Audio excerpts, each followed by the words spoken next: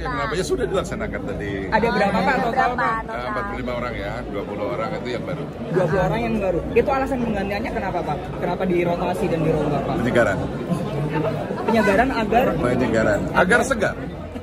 Pemprov DKI memang menyatakan perombakan dilakukan untuk penyegaran struktur organisasi perusahaan. Tapi semua pihak bisa mengendus. Ini adalah bagian dari upaya pejabat Gubernur Heru Budi Hartono memberesi cucian kotor dan peninggalan tumpukan masalah yang ditinggalkan Anies. Mantap! Setelah BUMD, kini Heru Budi rombak besar-besaran pejabat DKI peninggalan Anies. Bersihkan antek-antek Anies di Pemprov DKI Jakarta, warga dijamin sejahtera. Ditulis oleh tim redaksi jurnal, dikutip dari berbagai sumber. Nah, tanpa disadari, apa yang dilakukan oleh beliau saat ini secara tidak langsung akan membongkar aib kepentingan Anies di Jakarta selama ini. Jadi, DPRD atau siapapun yang selama ini bancaan uang APBD DKI mulai harus berpikir ulang kalau berhadapan dengan Heru Budi. Kenapa? Penjabat Gubernur DKI Jakarta Heru Budi Hartono kembali menjadi sorotan. Pasalnya ia baru saja merombak jajaran pejabat di Pemprov DKI. Total terdapat 20 pejabat yang dirotasi. Pelantikannya dilakukan di Balai Agung, Balai Kota, tetapi secara tertutup. Sekretaris Komisi A DPRD DKI Jakarta Karyatin menyesalkan pelantikan tersebut, sebab Komisi Bidang Pemerintahan tersebut tak diberitahu akan ada pergantian sejumlah pejabat dan pelantikan. Di awal menjabat, Heru juga merombak jajaran komisaris, direksi, dan Dewan Penasehat sejumlah BUMD DKI. Misalnya pergantian Direktur Utama PT Jakarta Propertindo dan PT MRT Jakarta. Dengan pelantikan pejabat secara tiba-tiba ini, Sekretaris Daerah DKI Jakarta Joko Agus Setiono mengatakan rotasi jabatan dilakukan untuk membuat penyegaran di Satuan Kerja Perangkat Daerah atau SKPD lingkungan Pemprov. Sayangnya, dinas-dinas strategis mengalami kekosongan jabatan. Sebagai contoh, Heru memutasi Kepala Dinas Kesehatan Widya Stuti saat ingin fokus mengentaskan stunting. Terkait Dinas Kesehatan, Heru juga sempat memberi penjelasan. Adapun Widya Stuti yang dulunya menjadi kepala dinas, kini ditempatkan sebagai asisten kesejahteraan rakyat Sekretaris Daerah Provinsi DKI Jakarta. Menurut Heru, posisi Widi sekarang lebih mampu mengintervensi lebih dalam persoalan stunting dan kemiskinan ekstrim di Jakarta. Heru berujar, stunting diakibatkan kemiskinan dan tingkat pendidikan. Maka dari itu, sebagai asisten kesejahteraan rakyat, Widi dianggap mampu mengentaskan dua persoalan tersebut. Apa yang dilakukan PJ Heru tersebut juga sebagai upaya menyelamatkan DKI Jakarta dengan cara merombak pejabat yang sebelumnya tidak ditempatkan sesuai pekerjaannya, yang hanya ditempatkan sesuai kepentingan semata. Maka dari itu wajar jika Heru merombak pejabat DKI Jakarta. Memang dalam peraturan pemerintah atau PP Nomor 49 Tahun 2008 tentang pemilihan, pengesahan, pengangkatan, dan pemberhentian kepala daerah dan wakil kepala daerah pasal 132A ayat 1 dan 2. Sebetulnya melarang seorang PJ untuk memutasi pegawai, namun hal tersebut diizinkan asal sudah mendapatkan persetujuan dari Menteri Dalam Negeri Tito Karnavian. Berdasarkan dokumen yang diterima merdeka.com, pelantikan 20 pejabat ini sudah mendapatkan restu dari Mendagri, karena pelantikan ini dilakukan berdasarkan Surat Menteri Dalam Negeri Nomor 100.2.2.6/645/SC tanggal 2 Februari 2023 perihal persetujuan pengukuhan dan pelantikan pejabat pimpinan tinggi Pratama di lingkungan pemerintah daerah Provinsi DKI Jakarta. Maka dari itu, anggota Komisi A DPRD DKI Jakarta Gembong Warsono menilai rotasi ini sebagai hal yang wajar. Gembong berpesan agar pejabat yang dipilih untuk mengisi posisi kosong harus memiliki kompetensi yang sesuai dan paham tugas serta fungsinya.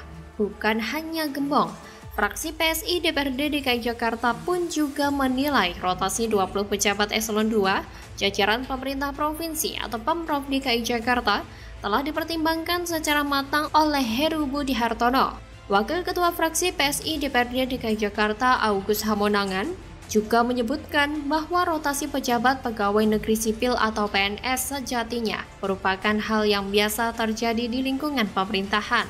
Kata Agus, tindakan Heru yang merotasi 20 pejabat eselon 2 itu juga tak melanggar aturan, sebab terdapat surat edaran Menteri Dalam Negeri yang menyatakan PJ Gubernur diizinkan merotasi bahkan memecat PNS. Adapun aturan itu tertuang dalam surat edaran Mendagri nomor 821-5492-SJ.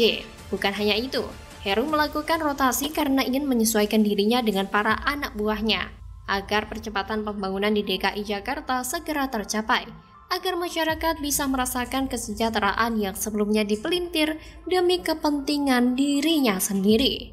Bagaimana kalau menurut Anda? Tapi saya berharap masih ada orang-orang berani di Partai Nasdem yang mempunyai sikap jelas untuk tetap membela Merah Putih dan NKRI. Kapal Nasdem bocor dan nyaris tenggelam. Elit Nasdem, Koni Bakri, mundur dari Dewan Pakar Nasdem. Loyalis Anies ngeledek, kapal mau tenggelam, ayo cari selamat. Ditulis oleh tim redaksi jurnal, dikutip dari berbagai sumber. Tapi bahwa hari ini kita tahu, kita dengar banyak sekali orang yang kemudian membuat tagline, tenggelamkan Nasdem, karena mendukung Anies. Hari ini kita jawab, Nasdem tidak tenggelam, karena orang-orang yang tidak suka pada Anies. Memang sudah di... Kalau gini, kalau elemen of surprise, ketika sejumlah kader Partai Nasdem mundur, itu elemen of surprise juga? Bah, itu sih dinamika biasa. Bukan surprise ya? Tidak surprise. Sudah dihitung? Sudah sangat dihitung. Loyalis Presiden Joko Widodo, Palti Huta Barat menyoroti Koni Rahakundini Bakri yang mengajukan pengunduran diri dari anggota Dewan Pakar Partai Nasdem atau jalur non-anggota partai. Hal ini ditanggapi Palti Huta Barat dalam akun Twitter pribadi miliknya. Dalam cuitannya, Palti Huta Barat meledek kalau kapal Partai Nasdem hendak tenggelam. Sementara itu, pengunduran diri Koni disampaikan lewat surat yang ditujukan kepada Ketua Umum Nasdem Surya Paloh. Menyampaikan pengunduran diri saya dari kegiatan dan posisi saya di Dewan Pakar DPP Partai Nasdem, tulis Koni lewat suratnya. Koni mengatakan bersedia jadi anggota Dewan Pakar sejak 2013 karena Surya Paloh menyebut Nasdem bukan perusahaan tetapi instrumen pergerakan. Tidak berpikir mencari selisih dagang, tidak memiliki semangat transaksional dan akan menjaga sikap ideologis yang dikelola secara profesional. Namun, Koni melihat prinsip itu kian pudar. Oleh karena itu, dia memutuskan untuk mengundurkan diri, menyusul langkah elit Nasdem yang lain yakni Siswono Yudhohusodo dan Enggar Tias Tolukita untuk meninggalkan peran dan keberadaannya di DPP Partai Nasdem. Koni mengaku ingin lebih konsentrasi dalam kegiatan di dunia kampus dan ilmu pengetahuan. Dia ingin lebih bebas melangkah dalam membimbing generasi muda Indonesia. Koni lalu mengucapkan terima kasih kepada Surya Paloh dan segenap keluarga besar Partai Nasdem atas kepercayaan, pengalaman, serta bimbingannya selama ini. Memang jalan ideologis dan paham yang dianut oleh Nasdem sudah tidak sejalan lagi dengan kemajuan dan ideologi bangsa ini. Terlebih, setelah Nasdem memutuskan mengusung Anies Baswedan sebagai calon presidennya, hal ini tentu sangat menyimpang dari jalan kebangsaan dan nasionalis dari Partai Nasdem.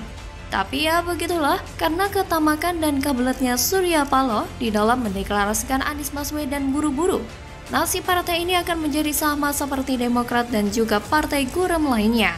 Demi satu orang, Surya Paloh membiarkan dan juga abai terhadap visi besar dari Partai Nasional Demokrat. Visi untuk tidak menggunakan politik mahar dan juga politik identitas dikhianati oleh Surya Paloh secara terang-terangan.